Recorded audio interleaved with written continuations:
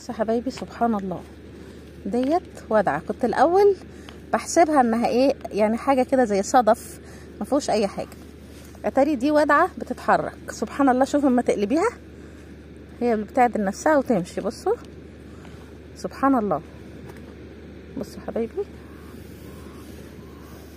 هتقوم دلوقتي وتمشي، يعني ما تحبش تنام والجسم لفوق كده اهو. خدوا بالكم، سبحان الله، وتعدل نفسها هي وتمشي اهي. بصوا يا حبايبي، ودي كذلك، دي كذلك. بصوا اهي تعدل نفسها وتمشي. بصوا اهي، ودي كذلك اهي، ما بتحبش تبقى ايه على ظهرها اهو.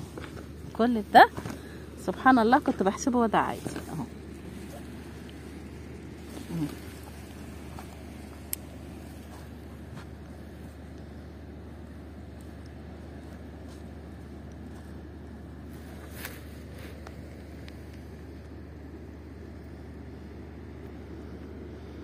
سبحان الخالق المبدع. يعني انا كنت بس بحسب الوضع الصغنن دوت هو ايه، ما هو الا ايه حاجه صدف كده اهو. لكن اتضح ان بيمشي، بيبقى فيه جسم وكده فبيمشي. سبحان الله.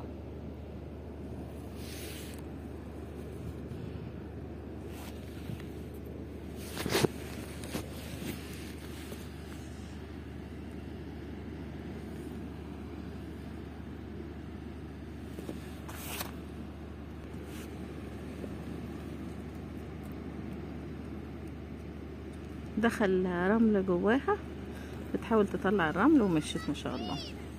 سبحان الله، سبحان الخالق المبدع.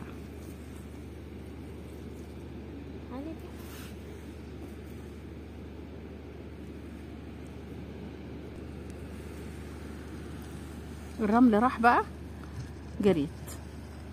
الرمل بيعمل لها بطء شوية، بعد ما يمشي خلاص.